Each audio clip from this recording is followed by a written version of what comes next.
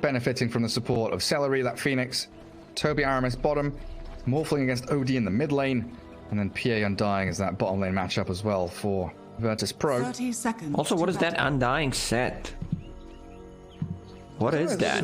Looks a little bit like Aztec, like South American. Yeah.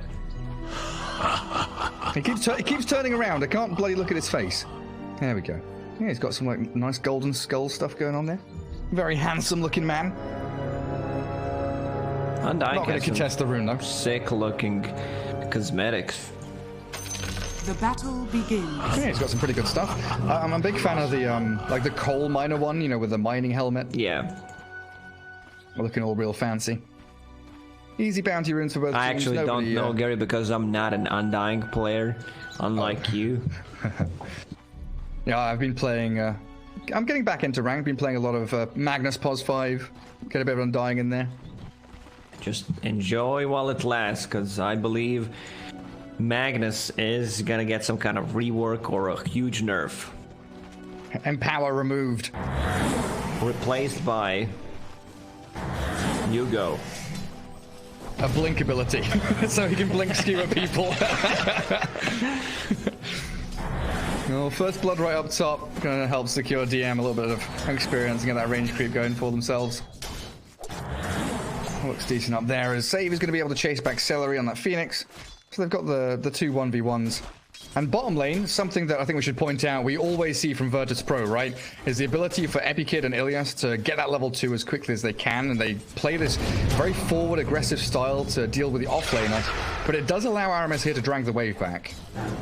Now he's just gonna keep it here. I don't think you want to steal too much experience out of your Magnus. How's mid doing? 5-1 against 4-3, so every single time like Morph gets close, if there's a range creep, deny, or a kill, OD will go for it. And I see triple null Tully already queued up by OD. Yeah, absolutely. Going for that early game build. RMS being harassed back by Ilias a little bit there. Boots up on the Undying. There's also brown booties there for the Dark Willow though. Go on, high fiver. Ilias, don't leave a wonderful woman hanging. That's very, very upsetting. Very rude, yeah. She's just a wee little fairy. Just give her the old high five. Camp up top, blocked by Celery, so no pull's going to come from the large camp. DM and Save still playing that double 1v1. And then the mid lane continues to be even, like you're saying. 9-1 against the 10-5. Morphling has the wave coming back up to his high ground, though. Morphling might start to struggle a bit. Like once OD hits level 3, level 5 lowers the cooldown on that Astral. So OD should have much more denies than the Morphling. Yeah, doing a good amount of damage there as well, GPK, keeping his mana topped up with that Essence Flux. So trying to jump Toby bottom lane. Doesn't have Skewer. Points in Skewer, yeah. Still level 2, but it looks like PA said, nah, Undying, mate. I've got a creep wave over there that I really need to go and farm. So Toby saved up by RMS. And it seems like tonight we're getting a lot of these very delicate, slow and deliberate laning stages where nobody really wants to give up anything. No crazy moves. Yeah, slow start to all 4 games so far that we're casting. Bottom lane, Ilias is level 2 but does not have mana. Very low on mana. Oh, he just have a mangoes and the clarity. He's not yet decided what he wants to level up. You know, usually we see the Soul Rip, but maybe holding a point there if he desperately wants the Tombstone. Now he goes for Decay, Soul Rip, jump in, and they're going to find Toby. The takedown by Ilias. Spilling that first blood for VP. Like right now you would want to die with Undying, or you already used the courier, and he's just going to body block that camp instead. Bassi, a clarity, has a healing salve for Phantom Assassin. Like, Ilias is such a good support. Like, he always... The thing you mentioned, they will push the lane, just put the pressure early on, especially when he plays that Crystal Maiden, and just secure, which most of the time is paired up with Phantom Assassin. If you're playing a pub, you want to play with Ilias. Yeah, he knows what's up. It reminds me of, like, you know, Miposhka, for example, who was always running around with like 3 salves in his back pocket, trying to heal up the rest of his team. He doesn't mind spending money just to keep that laning stage going. A bit of damage coming onto the Phoenix, though, as Save and DM make the move forward. They kill him off with the poison stacks mid-dive, actually, so Celery sniped out. A little bit of damage, you say? And that's also an earn charge for Bloodseeker. Oh, true. Bloodseeker in this game, like, could easily go for Spirit Vessel. I would not mind against the Lifestealer. There's also a ton of heal coming out from Phoenix. Bounty runes come in. OD, no bottle, of course. Morphling has one. Yeah, would still prefer, you know, if he gets Power Treads and then gets rid of Atos and then possibly gets the Spirit Vessel. Go back into it. So you've got like more active abilities early on. And this double bottle for Viking, you know, Toby and Boom both getting one means the double bounty is getting a lot of value on that dire side. GPK's level 6, 3 charges up on his sanity eclipse. Legitimately no idea how much mana and how much damage that's going to do. It's going to surprise me and probably going to surprise Boom when it does drop the hammer and land. Toby skewers away from the PA, undying. Yeah, again, slipping away from danger. Viking are making a move into mid now. 6-minute rune's about to spawn, and GPK's trying to go for the top one. He's going to slip away from this. Celery made the move a little too soon. Aramis couldn't quite get there. Well, they have no stuns, but like their lane setup is really strong. So you have a Bloodseeker against the Lifestealer. Like, Lifestealer doesn't put pressure on you. Like, both heroes are gonna farm bottom lane. Ilias skewered back into the creep wave. Should be fine. Yeah, good amount of damage, but he's fine. I thought Dark Willow was there, but Dark Willow just checking what's happening on the mid lane, securing the rune for Morphling. Oh, Celery diving away again. Oh, mid lane, he tried to go for a big play. Boom is still here. Astral stole and turned around on OD. Yeah, Sanity Eclipse on cooldown. He Astrals again, but the Dark Willow with the Shadow Realm comes. Fairy Fire there, and a save from Save. Banishing up the Dark Willow. Stops Aramis in his tracks. And how did that all start off? OD had only 6 Sanity Eclipse charges and tried to blow up the Morphling with the ulti was not enough. I think if he went for one more, like, it's a secure kill. But yeah, Boom survived. It's a pretty long cooldown now. It is. 160 seconds for that OD ulti. Jeez Louise. Is that the longest cooldown in the game now? What's Reincarnation? Yeah, Reincarnation level 1 should be high. 230 or some crazy shit? I can't remember now. 200. 200, yeah. Okay. Raid King. Yeah, long ass cooldowns. Oh, Boom. Super pleased with how that's all gone. GPK. I forgot Enigma. Like, Enigma is also 200. Okay. Yeah, you're right. Dire Observer Ward spots Ilias coming in behind Aramis. So he'll land a quick Bramble Maze. And get a double down rune, forcing Ilias actually to TP all the way home. It does mean that Morphling can't refill his bottle off of it. So a little unfortunate for the Morphling and the Dark Willow there. Up at top, DM playing around with these creep waves a little bit. He just TP out. He cannot stop it. No stun gaming? Oh. Do you think Infest would have blown him up there? Probably not. I don't think it would be enough. Shad pops out and returns to creep farming anyway. 8.5 minutes in. Top 3 net worth, all VP heroes. Aramis has come down bottom to try and handle Epikid. PA, not really a target you can take down so easily, though. Maybe if you had an RP or something. But Toby needs a couple more creeps to hit 6. Celery banished up with a Bloodrite coming. Dive. It does successfully get him away, and he TP's out. Well, Lacoste. No stun gaming. I mean, Yep. we have to say it. They have 2 abilities that cancel the TPs. Astral Imprisonment and Disruption. But one was already used and the other one was not close. A little bit unfortunate for them. DM with Pipe queued up. Might have to shift that into Rod of Atos like you were kind of hoping for. Yeah, I mean, they don't have too much magical damage anyway. Like Dark Willow, Phoenix, that's pretty much it. I'm a big fan of team fight items. Like Bloodseeker can build pretty much anything, but I don't think you need to rush the pipe here. It doesn't feel like it's necessary. Casual Cloak is fine on him. Like I would still prefer like Guardian Greaves instead of a pipe. Is under attack. Where the heal Radiant does are scanning. much more and you have way of dispelling things. And armor against Lifestealer. Always super nice. Save starting to make up some stacks as down bottom lane. Actually, GPK getting jumped on. Sandy's Eclipse pops out Toby, but the OD is about to fall. Surrounded by 4 breaking heroes.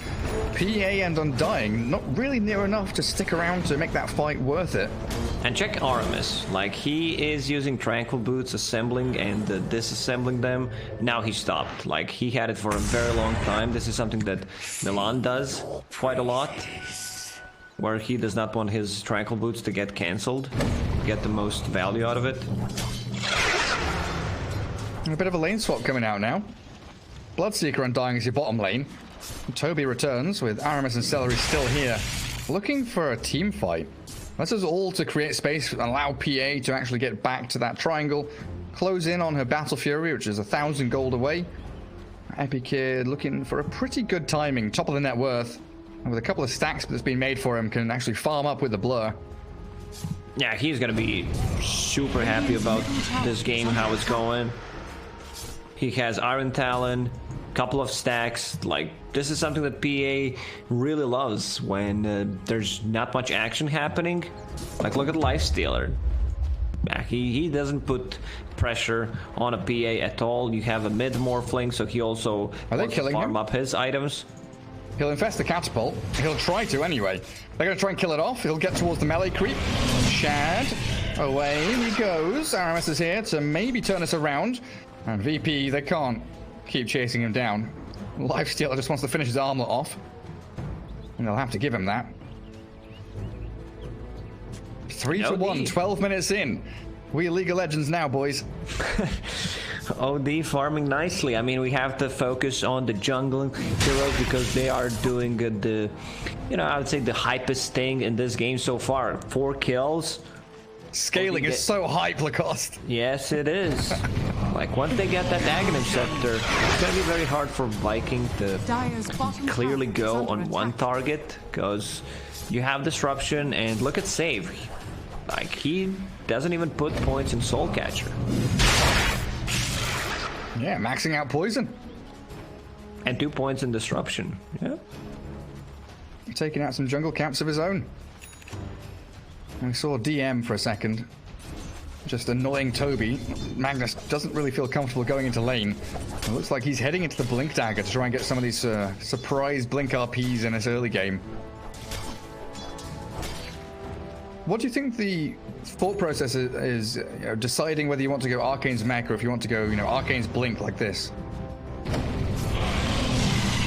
Because they lack initiation. They can't start a fight.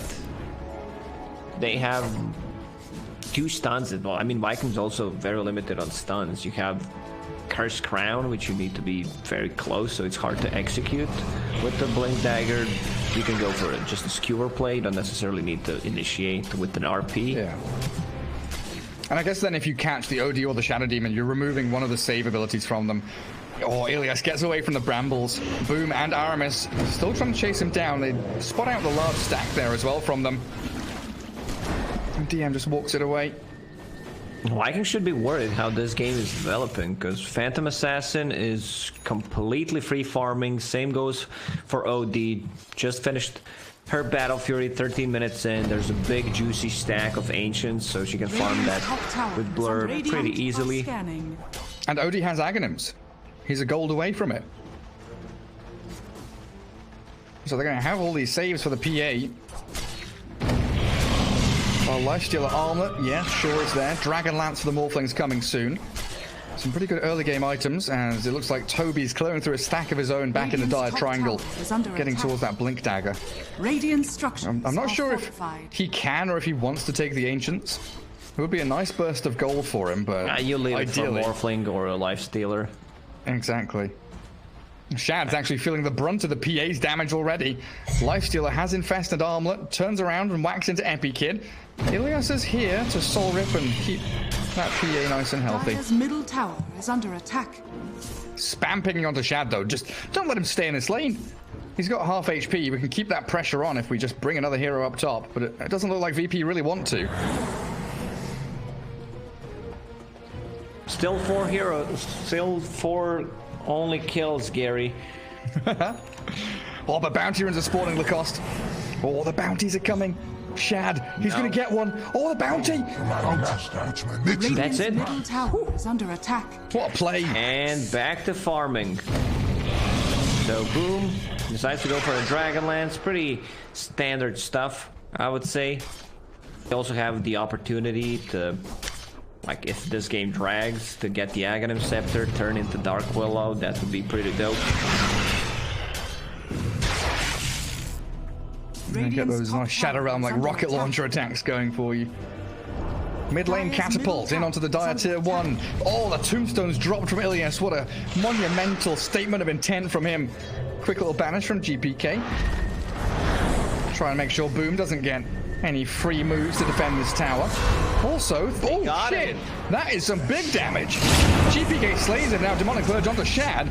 Toby, do you have Blink? It's coming on Courier, right? Yeah, he's got Blink and he's got RP. He's ready to jump in. Dodges the blood right. DM's going to find him though, and then get the Decay to cancel any Blink play.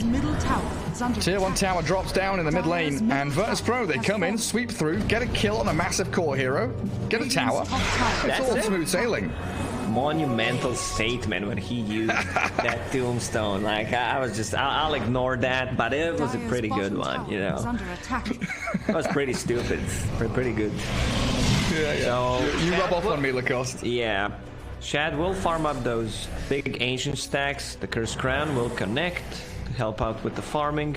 Armlet into AC, just to buff up the team with some armor against the Phantom Assassin.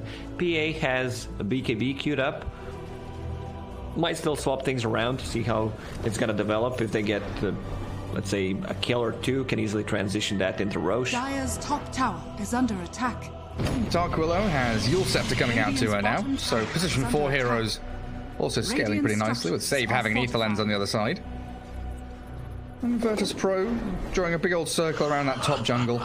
Get into the area of the map where they can control Roshan, control a bit of the farming areas that maybe Viking would love to utilize themselves. Radiant's bottom tower has fallen.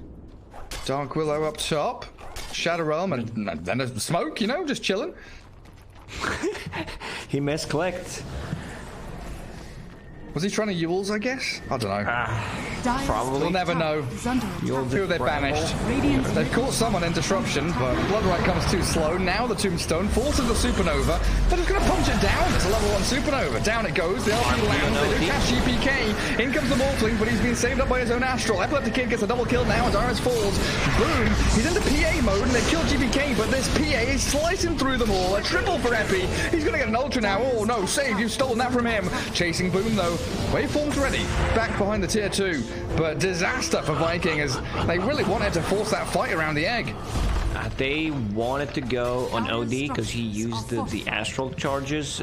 Sorry, the Shadow Demon used the disruption to start on the Phoenix, and they wanted to just take him out, but there's still not enough damage. Like, OD with triple null talismans, power treads, and Ags has 2000 HP, pretty hard to take down.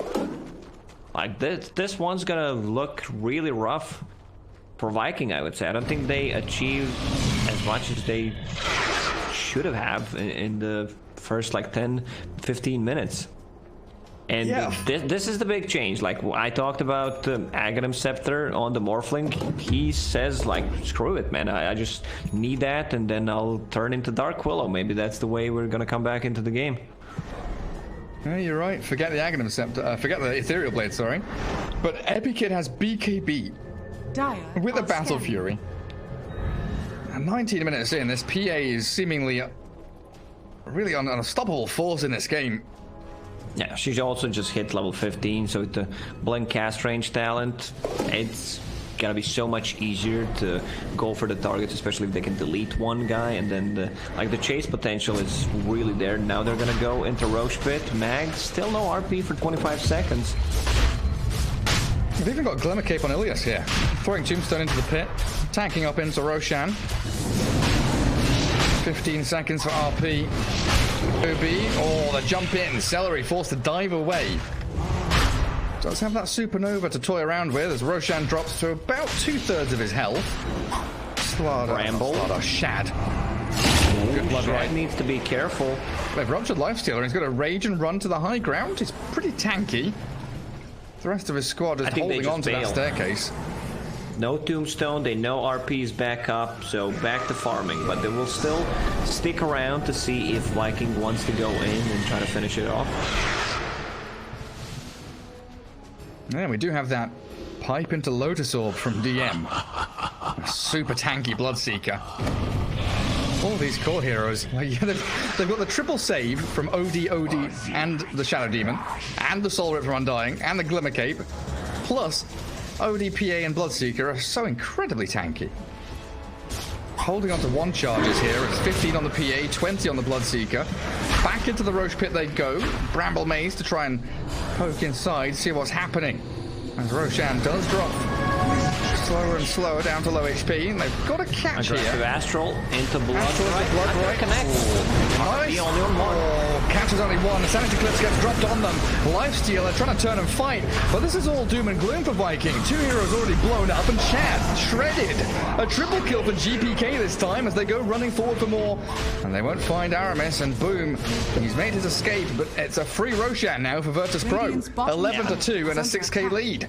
And you can see GPK, like, this fight is done. I'm just gonna TP to the bottom lane, take the XP, take the gold. Our Phantom Assassin will finish off Deso in 1,000 gold, and this is our time. Like, it's really hard for Mag to land a good RP in this type of games where he needs to go first, because he doesn't have that hero. Like, you have a dual core, Lifestealer and Morphling, so, like, Morphling can't just start off a fight. They have no real saves. There is Terrorize, but it's hard to execute.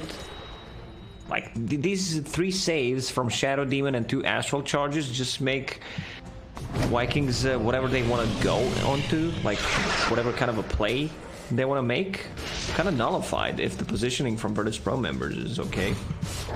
Yeah, and the fact that, like, theoretically here, Viking, they want to get a Blink RP with a Supernova and Dark Willow spells, but I think one of the primary things is that Lifesteal also wants to go and stick on one of those targets. You know, empowered up, he wants to get on top of someone. Save just Demonic Purges the Lifestealer, and Shad can't do a bloody thing, like he's probably about to do here.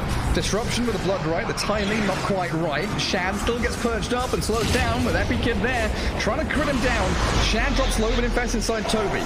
They don't have RP, but they can skewer him away while DM and Epikid keep chasing, looking to bait Viking into a continuation of this fight. Let's see the power of Morphling Aghanim Scepter with the Dark Willow on the same team. Also, does he turn into Dark Willow or OD? Yeah, that's actually really good. Like, he can turn into OD as well, but I think he made it, you know, so he can target allied heroes and get the Dark Willow form. Dire's top tower. Yeah, get that Shadow Realm. Maybe in a dire situation he can get Lifestealer's Rage as well. There's some decent options for him. Smoke up from Viking now. Again, trying to get Aramis something going. Clipped by that silence. And if that dagger hit, that's probably a jump coming his way. Radiant's middle tower is under Good little attack. Yules though. Keeps him out of danger. And I love Back that. up shop. Shadow Demon maxed out Disruption, just to lower the cooldown on it.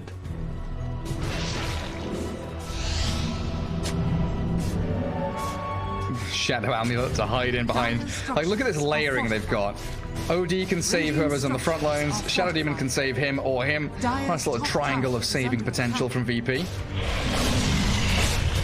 Radiant's Ilias is even middle tower far is under forward here, attack. making sure that the Radiant's PA and the middle Bloodseeker tower can take down that tier 2 with ease. Dire's top tower has fallen. And this pipe from Bloodseeker, their pipe rush, any kind of magical damage they want to deal, it's not gonna be there. Like, he's completely Radiant's middle nullifying the tower damage is under coming out attack. from Dark Willow, Phoenix. Dire's top tower is under attack. This might not be the Radiant's middle hottest tower game is to under watch, but the execution from Virtus Pro is really top notch. Like, they Radiant's understand the bottom timings, tower what they is need to go under for, attack. heavily focusing on the lane. And this move, this smoke, kind of unexpected from Viking. They're either going to find Shad as he moves up to triangle, or the rest of the team as they move back to defend the mid tier 2. Viking very, very intelligently not falling for the trap, though. I don't know if they caught a glimpse of this. I was meant to have. But they seem to be very aware that something isn't quite right with the way the map is right now. Radiant's bottom tower is under attack. Undying. Crown, Yules, Brambles fall. Shadow Realm. it is. There's the hits from Morphling, but the disruption saves him. And in jumps Epikid, slaying that Dark Willow easily. And now they want to get the tier 1 tower on the bottom lane. Phantom Assassin can pretty Dire's much bottom solo tower kill it. is under attack. Yeah, still has Aegis for 45 seconds. Not under any pressure whatsoever. Dire's bottom tower Toby has and fallen. Boom. They're being pinged out. Shadow Demon and the OD, they want to try and make a jump here. Radiant's courier Oh, GPK might just find him. Toby, he's walked into the wrong neck of the woods. Disruption into a few hits from the OD, and Toby astraled up, while elsewhere, it looks like we're also finding catches with the PA. GPK does take down Toby, and Epikid has killed off Celery. Like, the late game belongs to Virtus Pro. You have this massive OD, Phantom Assassin is out of control. She wants to get the Scotty to remove the portion of the Radiant's lifesteal, the top healing, tower which is is great under against attack. both Morphling and the lifestealer. Aegis reclaimed, but they're still not stopping. This should be a free tier 2 tower for them. Dire's I thought you were going to say a free lane of barracks there for a second. They've got a catapult and a level 20 Phantom Assassin. Oh, they see Shad. Lifestealer, got to be careful with where you're moving. Bloodright, trying to scout out and clip anyone. Dire's bottom tower is under Boom attack. buying MKB. Shad shifting Dire's towards bottom Abyssal Blade. tower has fallen. Tier 2 down. Radiant are scanning. Virtus Pro want to try and move into mid now, just claiming all of these outer towers. A good little wave cut coming through from Aris, though, making sure that he can push that lane out, stop any more influence the VP has on the map.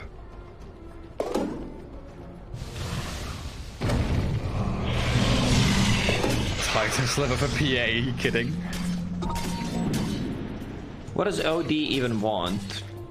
Or neutral item? Possibly, like, spider legs? For a tier 3? Dire's bottom tower. Enchanted is under Quiver? attack. Yeah, Quiver is nice, but like, you're more of a save than a right, damage okay. dealer. Right now, he's holding on to Fairy Fire. And puts that Quiver in. Okay, getting very close to Hex. I think this is the timing that they're looking for. Second Roche plus Hex on OD and the Phantom Assassin with the Scotty. Whew. Yeah, then like a Vlad's on the Undying is going to come soon. They've got that Lotus Orb on the Bloodseeker, so they've got just infinite amounts of layers of saves. Actually ridiculous the way the Viking just physically cannot initiate onto anybody. Holding back behind their tier 2 mid lane, Viking have to make a move. If they, you said it, late game belongs to VP. The longer you wait here as Viking, the worse it's going to get. This 11k lead is only going to keep growing and flourishing for Virtus Pro. At this point, you catch someone, you kill them, it's a win. It doesn't matter who it is. Just get out there and cast your spells. If Viking does not contest the next Roche, I think they are putting themselves in a really bad spot for 5 minutes. There's still a counterplay when they're sieging the high ground, the Blink Skewer into tier 4 towers, the Bramble Maze. It's still there, but you know, you need to be very careful about whether you want or not let them get that Aegis plus G. Here comes the jump. Onto Toby, they force the skewer back. He pops the Essence Ring, Morphling waveforms back towards his tier 3 tower. Blood Right looks pretty good to zone them away, and the Infest play into that creep allows Lifestealer to dodge. And that Yules into Curse Crown. Doesn't work out, yeah. Also, the Lotus Orb from DM is just gonna work miracles. Like, if you're ever playing against the Dark Willow, like, this is the item to buy. Dire's middle tower has fallen. And this map getting awfully closed in and awfully dark for Viking. Aramis doesn't have any observer wards on him. Celery does have one. I just don't know where they can actually move to place them. Like, it feels like they've got to do some like really long, weird smoke to come in behind Roshan like that. Map is just getting smaller for Viking. They might go for this backstab play where they try to take out one of the supports, but I don't think OD and Shadow Demon will be just grouped around each other. Like, this is something they need to be careful about. Oh my god, Celery getting cleaved by that PA through the ancient camp. It's some real spooky stuff for the Phoenix. But even when PA walks alone up to your ancients and you have like literally 5 heroes surrounding him, they don't make a play. Now with the Morph having MKB plus Empower, that's gonna be quite a lot of damage. Go time. Smoke time. Cast your spells time. They don't know, because they don't know when the Roche is gonna respawn. It's a pretty long respawn timer. Smoke. Oh. It breaks off Toby. Yeah, Toby they see him. They smoke themselves. VP, they're getting ready to make the move forward. Morphling turns into that Dark Willow. Phoenix and Dark Willow are far off to the left-hand side. Undying is Glimmer Caped up here, and they're trying to cancel the blink, so Toby can't initiate. Waveform, Skewer, run away. They need to escape. Where's Lifestealer? Is he infested inside Toby? He sure is. He's just chilling inside of Magnus. Radiant are scanning. Dire's top tower. Oh, good Shadow Realm. Dodge away. That could have been a crit there. He saw the PA. Oh, Celery forced the Supernova. Bloodright comes with a solo RP. In they go onto the PA, but Epic Kid just isn't taking a single point of damage. He is literally full HP. The PA doesn't give a damn. And GPK's there with a big old slam. Toby's gone. Boom kills an Observer Ward. That's the one kill they'll get in this fight, because Shadow's falling incredibly quickly. They've got Soul Rips and Essence Rings, Glimmer Caves and Saves from Disruptions and Astrals. Boom is falling. 3 heroes down from Viking. And Virtus Pro are just steamrolling through this game. Boom will manage to TP out. No stuns available. All the abilities pretty much on cooldown. And that's it. They lost 4 heroes. Should be quick. Not so quick, but easy Roche. Is Phantom Assassin attacking? Yes, she is. Can't even see her considering how big Undying is. So should be really quick, actually. It's very hard for Viking to choose the target, because you know you have this thing in your head where you're thinking, if I go on him, he's gonna get disrupted. If I go on the other guy, he's just gonna get Astral Imprisoned on him. So pretty tough, you know, decision making from Viking that they need to make. Like, how do we approach this fight? Like, did they do any damage to the PA? I feel like no damage was done. Like, Epic was fully, like, got RP'd under Supernova, full HP the entire fight. Yeah, now has cheese. You see, they didn't even give Phantom Assassin Aegis this time. OD is the one who's holding it. 1,600 crits from the PA flying out now. Well, Viking not giving up just yet. Holding on for hope, dear hope. As this Boom Morphling, he is scaling. 15,000 net worth on him and Lifestealer. MKB moving into Skadi next. Potential ways. In terms of numbers, like, okay, OD's in, and someone's gonna be out. Yeah, they're trying to blow up Shad, but Epikid is the one that needs to get the final touch, skewering back to the tier 4s, but Epikid just doesn't really care. A 1,600 crit again is there onto Toby. TP's flying through as well. It's Boom, nearly blown up by the OD. The Supernova focused down by DM and Epi, and they've got the Astral finding the Boom Morphling. An ultra kill for Epikid, and the Rampage is coming for the PA. They give it to her, and the GG comes straight on after. Yeah, man, Virtus Pro is just that good of a team where they can pick 0 stuns and win a game. Maybe Vikings should have gone for a different mid, someone